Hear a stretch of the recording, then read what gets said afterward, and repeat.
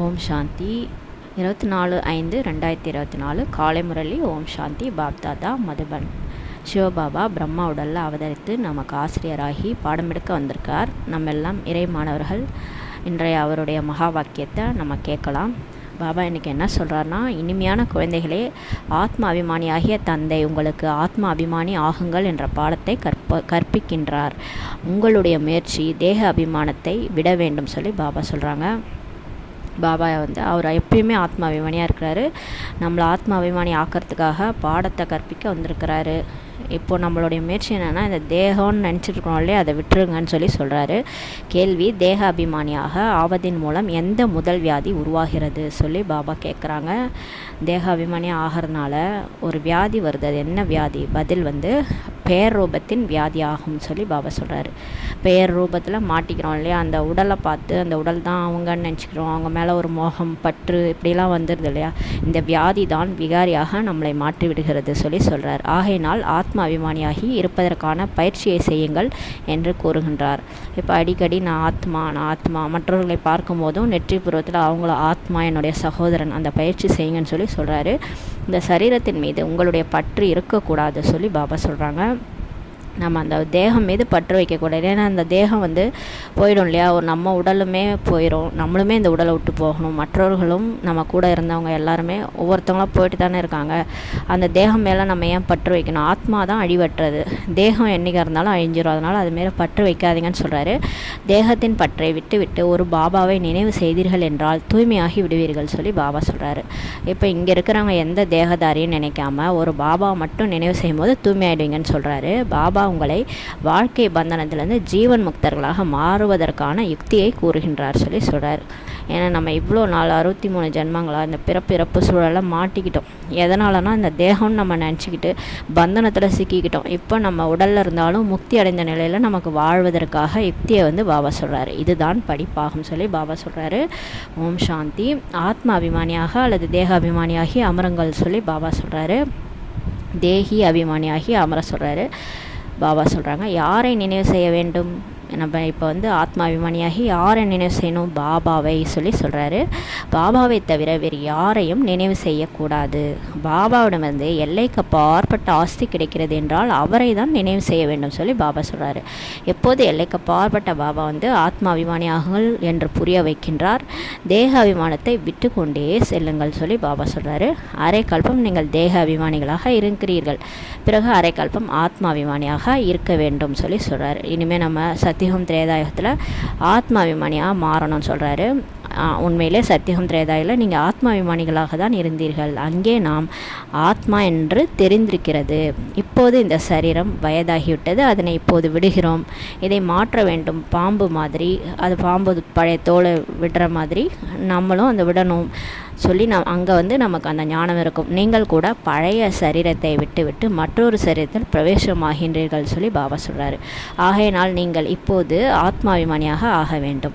அப்போ இந்த மாதிரி சரீரத்தை விட்டு அடுத்த சரீரம் எடுக்கிறது, இந்த ப்ராக்டிஸுக்காக இப்போ நம்ம ஆத்மாபிமானின்ற ப்ராக்டிஸ் செய்யணும்னு சொல்கிறாரு.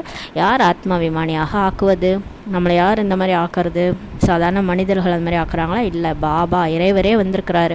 இறைவனே நம்மளை ஆத்மாபிமானியாக ஆக்குறாரு சொல்லி சொல்கிறாரு. யார் எப்போதும் ஆத்மாபிமானியாக இருக்கின்றாரோ அவர் தான் நம்மளை ஆக்குறாரு. அவர் ஒருபோதும் தேக அபிமானியாக ஆவதே இல்லை சொல்லி சொல்கிறாரு. ஒரு முறை வருகின்றார் என்றாலும் கூட தேக அபிமானியாக ஆவதில்லை.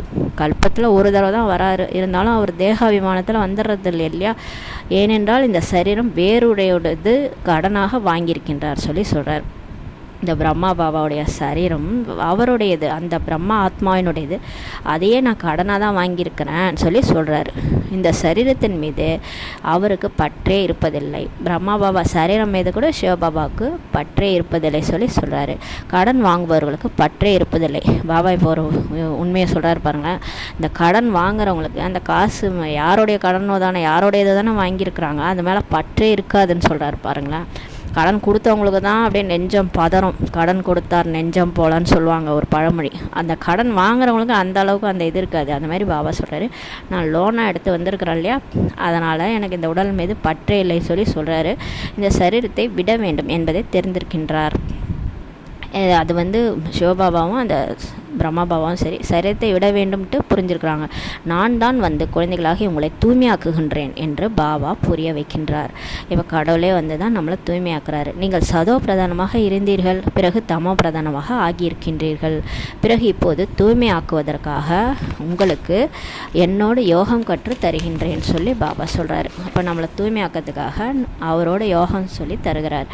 அவரை நினைக்க சொல்கிறார். யோகா என்ற வார்த்தையை விட்டு நினைவு என்ற வார்த்தையை பயன்படுத்துவது சரியானது சொல்லி சொல்கிறார். யோகான்னு சொல்லாதீங்க, நினைக்கிறேன்னு சொல்லுங்கள். அன்பான உங்களுடைய லௌகீக அப்பாவை நினைக்கிறீங்களா, அந்த மாதிரி என்னை நினைங்கன்றாரு. நினைவை கற்றுத்தருகின்றேன். குழந்தைகள் தந்தையை நினைவு செய்கிறார்கள்.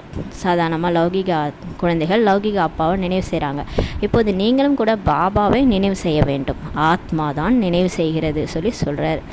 அந்த சரீரமாக நினைவு செய்து சரீரம் அப்படியே இறந்து போயிட்டாங்கன்னா அது ஜடமாயிடுது. அது என்ன யாரையாவது நினைக்குதானே? அப்போ அந்த உள்ளே இருந்த ஆத்மா தான் இவ்வளோ நாள் நினைவு செஞ்சுருக்குது. அப்போ ஆத்மா தான் நினைவு செய்து சொல்லி சொல்கிறார் பாபா. ராவண ராஜ்யம் ஆரம்பமாகும் போது குழந்தைகளாகிய நீங்கள் தேக அபிமானிகளாக விடுகின்றீர்கள் சொல்லி சொல்கிறார். நம்ம எப்பொழுது இந்த தேகம்னு நினச்சிக்கிட்டோன்னா துவாபர யுகத்துலேருந்து ராவண ராஜ்யம் ஆரம்பமாகும் போது தான் அப்படி ஆகிட்டோன்னு சொல்கிறார். பிறகு பாபா வந்து ஆத்மா அபிமானியாக நம்மை மாற்றுகின்றார். அப்புறம் பாபா அந்த கலியுக இறுதியில் வரார். குழந்தைகள் இப்படி ஆயிட்டாங்களேன்ட்டு ஆத்மாபிமானியாக மாற்ற வந்திருக்கிறார். தேக அபிமானிகளாக ஆவதன் மூலம் பெயர் ரூபத்தில் மாட்டிக்கொள்கிறீர்கள், விகாரிகளாக ஆகிவிடுகிறீர்கள். இல்லை என்றால் நீங்கள் அனைவரும் நிர்விகாரிகளாக இருந்தீர்கள் சொல்கிறார் பாபா. நம்ம முன்னாடி அப்படி தான் இருந்தோம், ஆனால் அந்த பேர் ரூபத்தில் மாட்டி விகாரி ஆகிட்டோம்னு சொல்கிறார். பிறகு மறுபிறவி எடுத்து விகாரிகளாக ஆகிவிடுகிறீர்கள் சொல்லி சொல்கிறார். எது ஞானம், எதை ஞானம் என்றும் எதை பக்தி என்றும் சொல்லப்படுகிறது என்பதை பாபா தான் புரிய வைத்தார். நமக்கு ஞானம் எது பக்தி எது எதுவுமே தெரியாது இல்லையா. பக்தி செஞ்சால் கடவுள் கிடச்சிடுவார்னு நினச்சிட்டு இருந்தோம் இல்லையா. பாபா தான் இப்போ புரிய வைக்கிறாரு. ஞானம் வேறு பக்தி வேறு. பக்தி துவாபர யுகத்திலேருந்து ஆரம்பிக்குது சொல்கிறாரு. எப்போது 5 விகாரங்கள் என்னும் ராவணின் ராஜ்யம் ஸ்தாபனை ஆகுதோ அப்போதுலேருந்து பக்தி ஆரம்பமாகிறது சொல்லி சொல்கிறாரு. பாரதத்தில் தான் ராமராஜ்யம் மற்றும் ராவண ராஜ்யம் என்று சொல்லப்படுகிறது. வேறு எந்த தேசத்துலேயும் ராமராஜ்யம் ராவணராஜ்யம் சொல்ல மாட்டாங்க, பாரதத்தில் தான் சொல்கிறாங்க இல்லையா. ஆனால் எவ்வளவு காலம் ராமராஜ்யம் எவ்வளவு காலம் ராவணராஜ்யம் நடக்கிறது என்பது தான் தெரியாது சொல்லி பாபா சொல்கிறார். இந்த சமயம் அனைவருமே தமோ பிரதானமாக கல் புத்தியுடர்களாக இருக்கின்றார்கள். கீழான தன்மையினால் தான் பிறப்பே நடக்கிறது. ஆகையினால் தான் இதனை விகார உலகம் என்று சொல்லப்படுகிறது சொல்லி பாபா சொல்கிறாரு.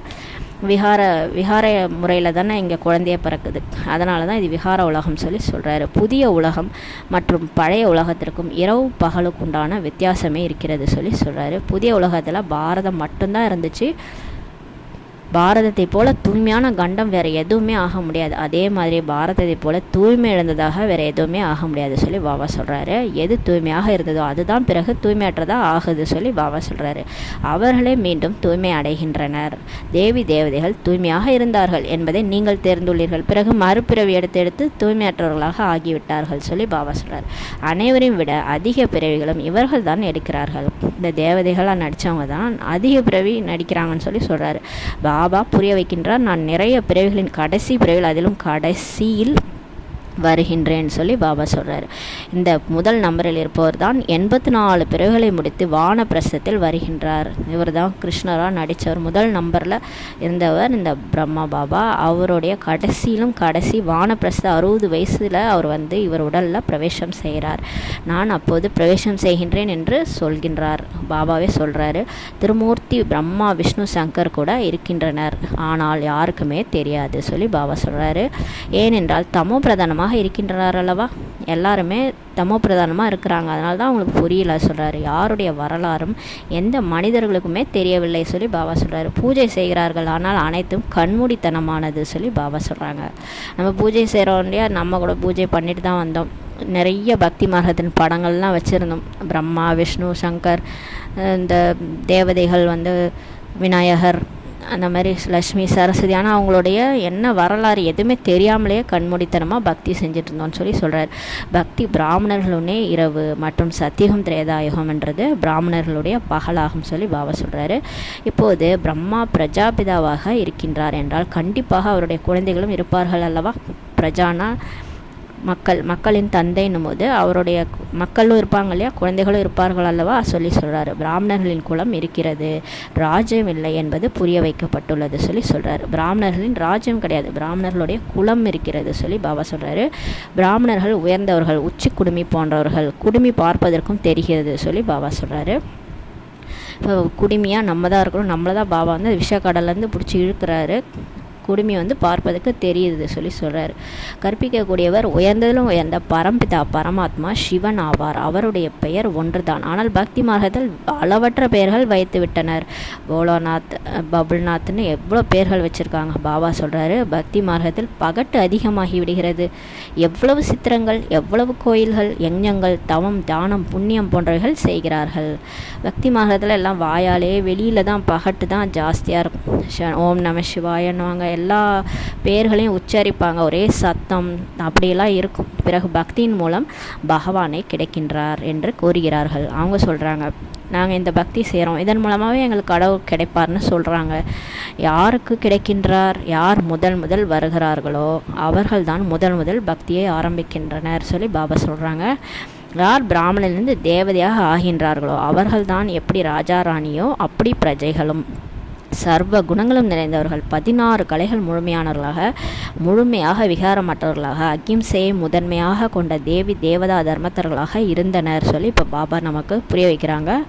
முதல்ல யார் வராங்களோ அவங்க தான் முதல்ல பக்தி ஆரம்பிப்பாங்க சொல்லி சொல்கிறாரு. பிராமணன்லேருந்து இப்போ கடவுளால் தேர்ந்தெடுக்கப்பட்டு பிராமணனாகி யார் தேவதை ஆகிறாங்களோ அவங்க தான் ராஜா ராணி எப்படியோ பிரஜைகளும் அப்படி இருப்பாங்க.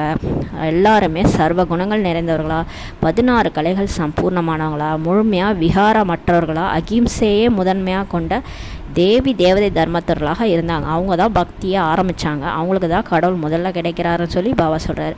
பாரதத்தில் ஒரு ஆதி சனாதன தேவி தேவதா தர்மம் இருந்தது. அப்போது அளவற்ற செல்வம் இருந்தது சொல்லி பாபா சொல்கிறாரு.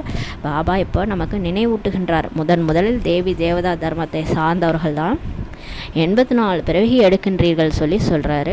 அனைவருமே எடுப்பதில்லை, 84 பிறவிகள் மட்டுமே.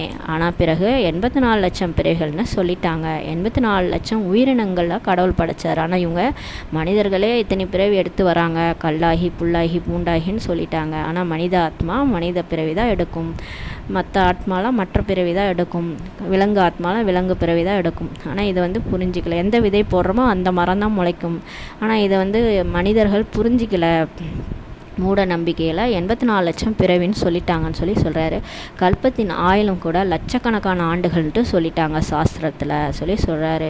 உண்மையிலே இந்த பாபா சொல்கிறாரு, இந்த 5000 வருடங்களுடைய நாடகம் சக்கரம் இது, கல்பத்தினுடைய ஆயுள் 5000 வருடங்கள் தான் சொல்லி சொல்கிறார். எனவே இது கூட ஞானமாகும், இதுதான் ஞானம் சொல்லி பாபா சொல்கிறார். ஒரே ஒரு சிவபாபா தான் ஞான கடல் என்று பாடப்படுகின்றார். அவர்கள் எல்லைக்குட்பட்ட தந்தை, இவர் எல்லைக்கு அப்பாற்பட்ட தந்தை ஆவார் சொல்லி பாபா சொல்கிறார். எல்லைக்குட்பட்ட தந்தைகள் இருந்தால் கூட துக்கம் வரும்போது நம்ம யாரை நினைக்கிறோம்? எல்லைக்கு அப்பாற்பட்ட தந்தையை தான் நினைவு செய்கிறார்கள் சொல்லி பாபா சொல்கிறார். பாருங்கள், ஐசியூவில் இருப்போம், எல்லாரும் சுற்றி எல்லா உறவினர்களும் இருப்பாங்க. யாரை மனசு நினைக்குது? கடவுளே என்னை காப்பாற்று, இந்த நோயிலேருந்து என்னை குணப்படுத்துன்னு யாரை கூப்பிடுது? அந்த ஆத்மா பரமாத்மாவை தானே கூப்பிடுது, கடவுளை தான் கூப்பிட்றாங்க. அவர் தான் எல்லைக்கு அப்பாற்பட்ட தந்தைன்னு தெரியாமல் கூப்பிட்டுட்ருக்காங்கன்னு சொல்லி பாபா சொல்கிறார். மறுபிறவி எடுத்து உலகம் பழையதாக தமோ பிரதானமாக ஆயிடுச்சு சொல்லி சொல்கிறாரு. அப்போது பாபா மீண்டும் வருகின்றார். ஒரு வினாடியில் ஜீவன் முக்தி கிடைக்கிது சொல்லி சொல்கிறாரு. யாரிடமிருந்து? எல்லையற்ற தந்தையிடமிருந்து ஜீவன் முக்தி கிடைக்கிறது. எனவே கண்டிப்பாக ஜீவன் பந்தனத்தில் இருக்கின்றீர்கள். ஜீவன் முக்தி கிடைக்குதுன்னா கண்டிப்பாக இப்போ நம்ம எப்படி இருக்கிறோம்? எல்லாரும் பந்தனத்தில் சிக்கிட்டு இருக்கிறோம்னு சொல்லி சொல்கிறார். தூய்மையற்றவர்களாக இருக்கின்றீர்கள், பிறகு தூய்மையானவர்களாக ஆக வேண்டும் சொல்லி பாபா சொல்கிறார். இது ஒரு வினாடியின் விஷயமாகும். ஞானம் ஒரு வினாடியினுடையதாகும். எல்லாருக்குமே ஞானம் புரிஞ்சிருது. படிப்பு, ஏனென்றால் இது படிப்பு, நீங்கள் நிறைய படிக்கிறீங்கன்னு சொல்லி சொல்கிறாரு. அவர்கள் அனைவருமே மனிதர்களுக்கு படிப்பிக்கின்றார்கள். ஆத்மா தான் படிக்கின்றது. எங்கே படித்தாலும் ஆத்மா தான் படிக்குது. ஆனால் தேக அபிமானத்தின் காரணத்தினால தன்னை ஆத்மா என்பதை மறந்து நான் மந்திரியாக இருக்கின்றேன், இன்னாராக இருக்கின்றேன் என்று சொல்லிவிடுகின்றார்கள். உண்மையில் ஆத்மாக்கள் தான் எல்லாருமே சொல்லி சொல்கிறாரு. ஆத்மா ஆண் பெண் உடலின் மூலம் நடிப்பை நடிக்கிறது என்பதை மறந்து விடுகிறார்கள். இல்லை என்றால் ஆத்மா தான் சரீரத்தின் மூலம் நடிப்பை நடிக்கிறது. சிலர் என்னவாக ஆகின்றார்கள் சொல்லி பாபா சொல்கிறார். பாபா இப்போ புரிய வைக்கிறார். இப்போது இந்த பழைய உலகம் மாறி புதியதாக ஆகின்றது. உலகத்தின் வரலாறு புவியியல் கண்டிப்பாக திரும்பவும் நடக்கிறது சொல்லி சொல்கிறாரு. புதிய உலகம் சதோ பிரதானமானதாகும். வீடு கூட முதலில் புதியதாக இருக்கிறது என்றால் சதோ பிரதானம் என்று சொல்வார்கள். பிறகு பழையதாக வலுவிழந்து தமோ பிரதானமாக ஆகிறது. புதுசாக வீடு கட்டணும்னா நல்லா இருக்கும் இல்லையா, அப்புறம் போக போக பழசாயிடும் இல்லையா. இந்த எல்லையற்ற நாடகம் அல்லது சிருஷ்டி சக்கரத்தின் ஞானத்தை கூட புரிந்து கொள்ள வேண்டும். ஏனென்றால் இது படிப்பாகும் சொல்லி பாபா சொல்கிறாரு.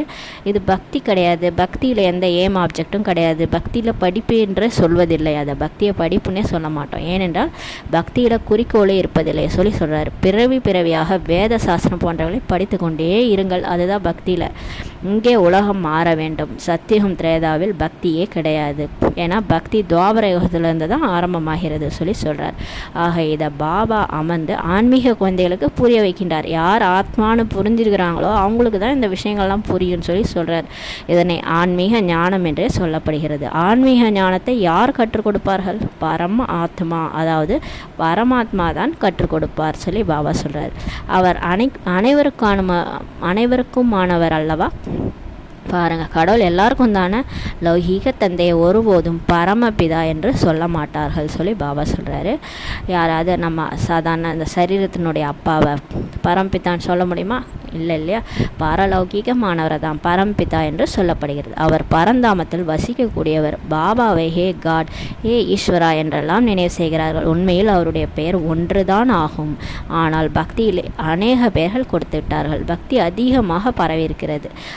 அவை அனைத்தும் மனிதர்களினுடைய வழியாகும் சொல்லி பாபா சொல்கிறாரு. இப்போது மனிதர்களுக்கு ஈஸ்வரிய வழி வேண்டும். நம்ம இந்த மனித வழி மன வழியில் போய் தான் இப்படி ஆகிட்டோம்ல. இப்போ எல்லாருக்குமே ஈஸ்வரிய வழி வேண்டும் சொல்லி சொல்கிறாரு. ஈஸ்வரனுடைய வழி உயர்ந்த வழியாகும். அதுதான் ஸ்ரீமத் என்று சொல்லப்படுகிறது சொல்கிறாரு. ஸ்ரீ 108 மாலை கூட உருவாகிறது அல்லவா. இது குடும்ப மார்க்கத்தின் மாலையாக உருவாகிறது சொல்லி சொல்கிறாரு. பிறகு மறுபிறவை எடுத்தெடுத்து ஏணுப்படையில் இறங்கி எதுவும் இல்லாதவர்களாக ஆகிவிடுகின்றீர்கள் சொல்லி பாபா சொல்கிறாரு. புத்தி தெளிவற்றதாக ஆகும்போது தான் மனிதர்கள் திவாலாகி விடுகிறார்கள். இப்போ நமக்கு ஏன் கஷ்டம் வருது? புத்தி இல்லாமல் போயிட்டாங்க இல்லையா. நிறைய பேர் பிஸ்னஸ் லாஸ் ஆகிடுச்சு. ஏதாவது ஒன்றுமே சரியாக அவங்க இல்லை அப்படின்னா, அவங்க நல்லா வாழ்ந்தவங்க கெட்டு போயிட்டாங்கன்னா என்ன சொல்லுவாங்க? அந்த புத்தி சுவாதனம் இல்லை, புத்தி கெட்டு போயிடுச்சு இவர் இப்படி நல்லா வாழ்ந்த குடும்பம் இப்படி போயிடுச்சு அப்படின்னு சொல்லுவாங்க. அப்போ புத்தி தெளிவற்றதாக ஆகும்போது தான் மனிதர்கள் திவாலாகிறாங்கன்னு சொல்லி சொல்கிறார். யார் 100% அனைத்தும் நிறைந்தவர்களாக இருந்தார்களோ அதிலிருந்து இந்த சமயம் எதுவும் இல்லாதவர்களாக இருக்கிறார்கள் சொல்லி சொல்கிறாரு. புத்திக்கு பூட்டு போட்டப்பட்டுள்ளது. இந்த பூட்டை யார் போட்டது? கோத்ரேஜ் பூட்டு பூட்டப்பட்டு விடுகிறது சொல்லி பாபா சொல்கிறாரு. அந்த பூட்டை யார் போட்டது? இந்த 5 விகாரம் தான் இந்த பூட்டை போட்டுருச்சுன்னு சொல்கிறார். இந்த பூட்டை ஓப்பன் பண்ணுறது தான் இப்போ கடவுளே வந்திருக்கிறார். பாரதம் எந்த அளவுக்கு நம்பர் 1 இருந்ததோ அந்த அளவுக்கு வேற எந்த கண்டமுமே இல்லை சொல்லி பாபா சொல்கிறாரு. இப்போ பாருங்கள், பாரதம் எல்லாத்துலேயும் கடன் வாங்கிட்டு இருக்காங்க. ஆனால் அதுதான் ஒரு காலத்தில் நம்பர் 1 இருந்தது சொல்லி பாபா சொல்கிறாரு. பாரதத்திற்கு நிறைய மகிமைகள் இருக்கின்றன. பாரதம் அனைத்து தர்மத்தை சேர்ந்தவர்களுக்கும் மிக பெரியதிலும் பெரிய தீர்த்தஸ்தலமாக இருக்கிறது. பாருங்கள், வெளிநாட்டில் இருந்து கூட பாரதத்துக்கு தான் வருவாங்க. ஏன்னா அது தீர்த்தஸ்தலமாக இருக்குது சொல்லி சொல்கிறார். ஆனால் நாடகத்தின்படி கீதையை அவமதித்து விட்டார்கள். பாரதம் மற்றும் முழு உலகத்தின் தவறாகும் சொல்லி சொல்கிறாரு. எந்த கீதை ஞானத்தின் மூலம் பாபா புதிய உலகத்தை உருவாக்குகின்றாரோ, மேலும் அனைவருக்கும் சத்கதியை ஏற்படுத்துகின்றாரோ, அந்த கீதையை பாரதத்தில் தான் அவமதித்து விட்டார்கள் சொல்லி பாபா சொல்கிறார். பாருங்கள், கீதையை அவமதிச்சிட்டாங்க. அதனால தான் பாரதத்துக்கு இந்த நிலைமைன்னு சொல்லி சொல்கிறார். பாரதம் அனைத்திலும் உயர்ந்தது, மேலும் மிகுந்த செல்வமிக்க கண்டமாக இருந்தது. அது மீண்டும் அப்படி ஆகி கொண்டிருக்கின்றது சொல்லி பாபா சொல்கிறாரு. இது தலைக்கீழான மரமாகும். இதனுடைய விதை மேலே இருக்கிறது. அவரை விருட்சப்பதி என்று சொல்லப்படுகிறது. பிரகஸ்பதி திசை அமருகிறது அல்லவா சொல்லுவாங்களா. பிரகஸ்பதி திசை அமருகிறது. உனக்கு குரு திசை அடிக்குதுப்பா, லக்கு அடிச்சிச்சுன்னு சொல்லுவாங்கள்ல, அது இப்போ தான் சொல்லி சொல்கிறார். இப்போ பாரதத்துக்கே குரு திசை அமர்ந்திருக்குது. பாபா புரிய வைக்கின்றார். விருட்சபதியாக நான் வரும்போது பாரதத்தில் பிரகஸ்பதியின் திசை அமர்கிறது சொல்லி சொல்கிறார். உயர்ந்ததாக ஆகிவிடுகிறது. இப்போ முழு உலகத்துக்குமே உயர்ந்ததாக பாபா மாற்றுறதுக்கு வந்திருக்கார். பாரதமும் உயர்ந்ததாக மாறுது சொல்லி சொல்கிறார். பிறகு ராவணன் வந்தான் என்றால் ராகு திசை அமர்ந்து விடுகிறது. பாருங்கள், ராவணன் 10 தலை ராவணன். காமம், கோபம், பற்று, ஆசை, அகங்காரம் எப்போது நமக்கு பிடிச்சிருதோ துவாபரகத்துலேருந்து ராகு திசை அமர்ந்துருது சொல்லி சொல்கிறார். பாரதத்தின் நிலை என்னவாகி விடுகிறது? அங்கே உங்களுடைய ஆயுளும் அதிகமாகி விடுகிறது சொல்லி பாபா சொல்கிறாரு.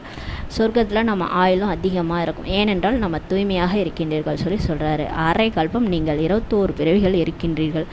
நம்ம 2500 வருஷமாக 21 பிறவி தான் எடுப்போமே சொர்க்கத்தில்.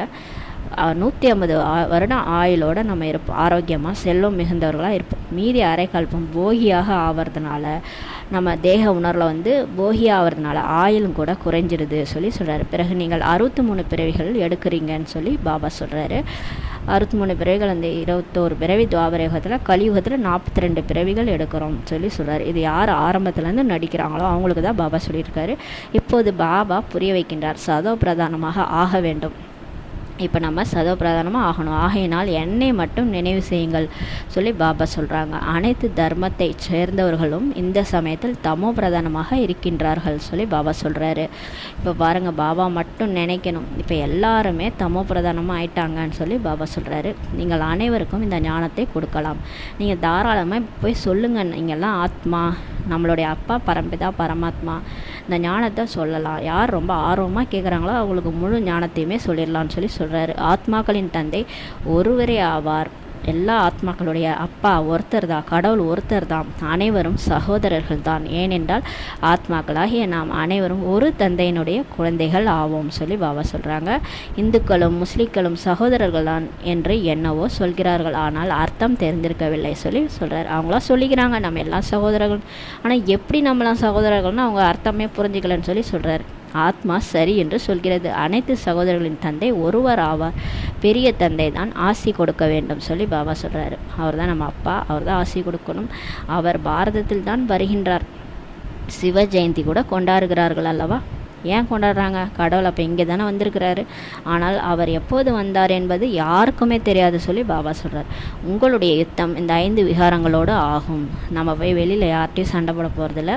நமக்கு சண்டையெல்லாம் இந்த 5 விகாரம் தான். இந்த 5 விகாரத்தை நம்ம விட்டுறணும். ஆனால் அது நம்மளை விடாமல் துரத்திட்டே இருக்கும் கடைசி வரைக்கும்னு சொல்லி பாபா சொல்லியிருக்காரு. காமம் உங்களுடைய முதல் நம்பர் எதிரியாகும். ராவணனை எரிக்கிறார்கள், ஆனால் அவன் யார், ஏன் எரிக்கிறார்கள் எதுவுமே தெரியாது. துவாபர யுகத்திலேருந்து நீங்கள் கீழே இறங்கி இந்த சமயம் தூய்மையற்றவர்களாக ஆகிட்டீங்கன்னு சொல்லி சொல்கிறார்.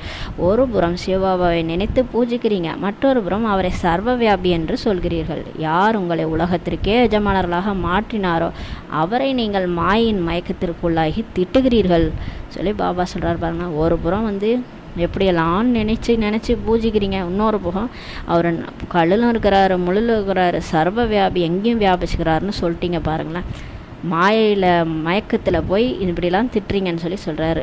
பாபா கூறுகின்றார், இனிமையான குழந்தைகளே, நீங்கள் என்னை கணக்கில் அடங்கா பிறவிகளில் கொண்டு சென்று விட்டீர்கள் சொல்லி சொல்கிறார். குழந்தைகளே, நீங்கள் என்னை எப்படிலாம் என்னை கொண்டு போயிட்டீங்க பாருங்கள். கணக்கில் அடங்கா பிறவிகளில் என்னை கொண்டு போயிட்டீங்க. எல்லா ஜீவராசிலையும் நான் இருக்கிறதா சொல்லிட்டீங்க. என்னை ஒவ்வொரு அணுவிலும் இருக்கின்றேன் என்று கூறிவிட்டீர்கள் பாருங்கள் சொல்லி சொல்கிறார். இப்படி கூட நாடகம் உருவாக்கப்பட்டுள்ளது. என்ன பண்ணுறது, ட்ராமானிட்டார். எல்லையற்ற தந்தையை நிந்தனை செய்து எவ்வளவு பாவ ஆத்மாக்களாக ஆகிட்டீங்கன்னு சொல்லி சொல்கிறார். ராவண ராஜ்யம் அல்லவா, அதனால தான் இப்படி ஆயிடுச்சு சொல்கிறார். இந்த சமயத்தில் அனைவரும் பக்தர்களாக இருக்கின்றார்கள் என்பதையும் நீங்கள் தெரிந்துள்ளீர்கள். அனைவருக்கும் சத்கதியை செய்விக்கக்கூடியவர் யார்? உண்மையான கண்டத்தை ஸ்தாபனை செய்யக்கூடியவர் அனைவருக்கும் தந்தை ஆவார் சொல்லி பாபா சொல்கிறாரு. ராவணனை பாபா என்று சொல்லப்படுவதில்லை. ஒருபோதும் ராவணனை அப்பான்னு சொல்ல மாட்டோம். ஒவ்வொருவரிடத்திலும் 5 விகாரம் இருக்கிறது. விகாரத்தின் மூலம்தான் பிறக்கிறார்கள். ஆகையினால் தான் கீழானவர்கள் என்று சொல்லப்படுகிறது. தேவதைகளை சம்பூர்ண நிர்விகாரிகள் என்று சொல்லப்படுகிறது. ஏன்னா அவங்க யோக பலத்தினால பிறக்கிறாங்க. அங்கே லக்ஷ்மி நாராயணன் தனக்கு ஒரு குழந்தை வேணும்ன்ட்டு எண்ணத்தின் அதிர்வலைகள் மூலமாக அவங்களுக்கு எண்ணம் உருவாகும் போது ஒரு குழந்தை கர்ப்ப மாளிகையில் பிரவேசமாகும். அந்த மாதிரி யோக பலத்தின் மூலமாக பிறக்கிறவங்க தான் தேவதைகள். இப்போது சம்பூர்ண விகாரிகளாக இருக்கிறார்கள். இப்போது எல்லாருமே சம்பூர்ண விகாரிகளாக இருக்கிறாங்க. தேவதைகள் யார் பூஜிக்கத்தக்கவர்களாக இருந்தார்களோ அவர்கள்தான் பூஜாரிகளாகவே ஆகிறார்கள் சொல்லி சொல்கிறாரு. ஏன்னா மறுபிறவி எடுத்து தேவதைகளே அந்த மாதிரி பிறந்துடுறாங்கன்னு சொல்லி சொல்கிறாரு. அவர்கள் ஆத்மா தான் பரமாத்மா ஆகிறது என்று சொல்லிவிட்டார்கள். இது கூட தவறு என்று பாபா கூறுகின்றார். ஆத்மா பரமாத்மா ஆகிறது கிடையாது. அவர் அப்பா வேற, குழந்தைகள் வேறு. அப்புறம் எப்படி ஆத்மா பரமாத்மான்னு சொல்ல முடியும்? முதலில் தங்களை ஆத்மா என்பதை நிச்சயம் செய்ய வேண்டும் சொல்லி சொல்கிறார். முதல் பாடமே நம்ம இந்த உடல் கிடையாது, நம்ம ஆத்மான்றதை நிச்சயம் செய்யணும் சொல்லி சொல்கிறாரு. ஆத்மாக்களாகிய நாம் இந்த சமயத்தில் பிராமண குலத்தை சேர்ந்தவர்களாகும். பிறகு தேவதா குலத்திற்கு செல்வோம் சொல்லி பாபா சொல்கிறாரு. இந்த பிராமண குலம் சர்வோத்தம குலமாகும் சொல்லி பாபா சொல்கிறாங்க. பிராமணர்களின் ராஜ்யமே கிடையாது. பிராமணர்களுக்கு ராஜ்யம்லாம் கிடையாது. இங்கே வந்து கடவுளே வந்து அப்பாவாகி, பிரம்மா பாபா வந்து அம்மாவாகி நம்மளுடைய குலம் வந்து உருவாக்கப்பட்டிருக்கிறது. இது வந்து ஒரு அழகான குடும்பம், இது சர்வோத்தம குலம், இது ராஜ்யம் கிடையாது சொல்லி சொல்கிறாரு. குடுமி பிராமணர்களுடையதாகும். நீங்கள் பிராமணர்கள் அல்லவா? அனைவருக்கும் மேலே சிவபாபா இருக்கின்றார். பாரதத்தில் விராட ரூபம் 4 வர்ணங்களின் ரூபம் கூட உருவாக்குறார்கள். அந்த விஸ்வரூப தரிசனம் மாதிரி விஷ்ணுவோடையது காட்டியிருப்பாங்க. தலையில் உச்சி குடுமி, அதுக்கப்புறம் கிருஷ்ணருடைய சித்திரங்கள்லாம் இருக்கும், அப்புறம் ராமர் சீதையோட சித்திரங்கள், அதுக்கப்புறம் வயிற்றில் வைஷ்யர்கள், அப்புறம் சூத்திரர்கள், காலில் சூத்திரர்கள், அந்த மாதிரி காமிச்சிருப்பாங்க. அது விராட ரூபம். அதில் பிராமணர்களின் குடுமியும் இல்லை, பிராமணர்களின் தந்தையும் இல்லை சொல்லி பாபா சொல்கிறார். அந்த விராட ரூபத்தில் சிவபாபாவும் காட்ட மாட்டாங்க, நம்ம பிராமணர்களையும் காட்ட மாட்டாங்கன்னு சொல்லி சொல்கிறார். அர்த்தம் எதையுமே புரிந்து கொள்வதில்லை. இந்த அர்த்தத்தையே புரிஞ்சிக்கல, விஸ்வரூப தரிசனத்தை மட்டும் பார்க்குறாங்க. அப்போ வந்து கிருஷ்ணர் தான் வந்து கடவுள்னு நினச்சிக்கிறாங்கன்னு சொல்லி சொல்கிறார். திருமூர்த்தியின் அர்த்தமும் புரிந்து கொள்வதில்லை. பிரம்மா, விஷ்ணு, சங்கரர் யார், அவங்களோட தொழில் என்ன, இதையும் புரிஞ்சுக்கிறதே இல்லை என்றால் பாரதத்தின் ராஜமுத்திரை திருமூர்த்தி சிவனுடையதாக இருக்க வேண்டும். இப்போது இது முட்கள் நிறைந்த காடாக இருக்கிறது சொல்லி பாபா சொல்கிறாரு. பாருங்கள், பாரதத்தினுடைய ராஜமுத்திரை இருக்குது இல்லையா, அதில் 3 சிங்கம் காமிச்சிருப்பாங்க இல்லையா, அது கீழே சத்தியமேவ ஜெயதேன்னு எழுதியிருப்பாங்க. அப்போ ஆனால் பாருங்கள், இவங்க கல் புத்தியாக இல்லாமல் இருந்தால் இந்நேரம் நம்ம திருமூர்த்தி சிவனுடையதாக தான் இருக்கணும் பாரதத்தினுடைய ராஜமுத்திரை. ஆனால் இப்போது முட்கள் நிறைந்த காடாக இருக்கிறது இல்லையா, பாபா சொல்கிறார். எனவே காட்டு மிருகங்களின் ராஜமுத்திரையை உருவாக்கி விட்டார்கள் சொல்லி சொல்கிறாரு. அதில் சிங்கம் வச்சுருப்பாங்க இல்லையா, பிறகு அதில் சத்தியமே வெல்லும் என்று கூட எழுதியிருக்கிறார்கள் சொல்லி பாபா சொல்கிறார். சத்தியுகத்தில் சிங்கமும் ஆடும் ஒன்றாக நீர் அருந்துவதாக காட்டுகிறார்கள். சத்தியமே வெல்லும் என்றால் வெற்றி ஆகும் சொல்லி சொல்கிறாரு. சத்தியமே ஜெயதேனா சத்தியமே வெல்லும், கடைசியில் சத்தியம்தான் வெல்லும் சொல்லி சொல்கிறாங்க. வெற்றி நமக்கு தான் வெற்றின்றதை குறிப்பிடப்படுது சொல்லி சொல்கிறாரு. அனைவரும் இனிமையானவர்களாகி இருப்பார்கள். அங்கே சத்தியுகத்தில் எல்லாருமே இனிமையானவர்களாக இருப்பாங்க, ஓர்ப்பானவர்களாக இருக்க மாட்டாங்கன்னு சொல்லி சொல்கிறாரு. ராவண ராஜ்யத்தில் ஓர்ப்பாகவும் ராமராஜ்யத்தில் இனிமையானவர்களாகவும் ஆகிவிடுகிறார்கள். இதனை முட்கள் நிறைந்த காடு என்று சொல்லப்படுகிறது. ஒருவர் மற்றவருக்கு முதல் நம்பர் முள் விகாரத்தை தைக்கிறார்கள். பாபா சொல்கின்றார், காமம் மிக பெரிய சத்ருவாகும். இது முதல் இடை கடைசியில் துக்கம் கொடுக்கக்கூடியதாகும் சொல்லி சொல்கிறார். பெயரே ராவணராஜ்யமாகும். பாபா சொல்கிறார், இந்த 5 விகாரங்கள் மீது வெற்றி அடைந்து உலகத்தை வென்றவராக ஆகுங்கள் சொல்லி பாபா நமக்கு சொல்கிறார். இந்த கடைசி பிறவியில் நிர்விகாரிகளாக ஆகுங்கள். நீங்கள்